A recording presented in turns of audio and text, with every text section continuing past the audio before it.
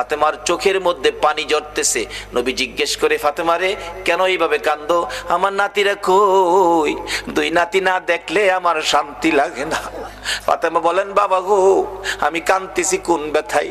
ঘরের পিছনে যাইয়া দেখেন গো বাবা, আজকে 3টা দিন পার হয়ে গেল, আমি ফাতেমার চুলায় আগুন জ্বলে না।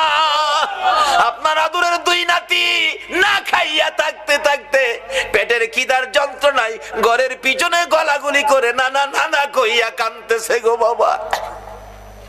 আমার নবী পিছনে যাইয়া দেখে গলাগুলি করে নানা নানা কইয়া কাঁদতেছে। নানা গো, পেটের খিদা গো নানা, সহ্য করতে পারি না। আমার নবী বেরিয়ে গেলেন। ঘুরতে ঘুরতে যাইতে যাইতে একটা ইহুদির বাগানে আমার নবী চাকরি নিলেন। কুয়ার থেকে পানি উঠাবেন, গাছের গোড়ায় পানি দিবেন, পানি উঠাবেন, 1 বালতি পানি 8টা, 1 বালতি পানি 3টা করে খেজুর, এইভাবে 8 বালতি পানি উঠাইয়া হাসাইন হুসাইনের মায়ায় আমার নবী বাগানে চাকরি পর্যন্ত নিয়েছে। এই ভালোবাসার হাসাইন হুসাইনে কষ্ট পাবে, এই কাজ আপনারা কইরেন না। আমার নবী 8 বালতি পানি উঠাইয়া 9 বালতি পানি বুড়াইয়া টান দিলে রশি ছিঁড়ে বালতি কুয়ার ভিতরে পড়ে গেছে। ইহুদি দৌড়াই আসছে, পানি উঠাও পানি উঠাও। রশি ছিঁড়ে বালতি পড়ে গেছে, কি দিয়ে উঠাবো? ছিঁড়ে গেছে। না, তুমি ছিঁড়ে ফেলছো? আমার নবীরে কয়, নবী বলে ছিঁড়ে ফেলছে। আমার নবী বলেন, ইহুদি রে, আমি ছিঁড়ি নাই, ছিঁড়ে পড়ে গেছে। এই পর্যায়ে 1 কথা 2 কথা রাগ হইয়া নিষ্ঠুর ইহুদি, যেই নবীর চেহারায় জীবনে কোনদিন মশা মাছি বসে না, আমার নবীর গাল মুবারকে ইহুদি থাপ্পড় লাগাইয়া দিছে।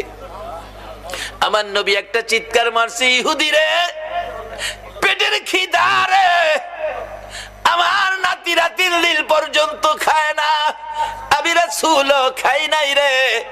3 দিন না খাইয়া গালের গোশত শুকাইয়া গেছে রে ইহুদি, আমার গালে থাপ্পড় দিছস, বল তোর হাতে ব্যথা পাইছস নি?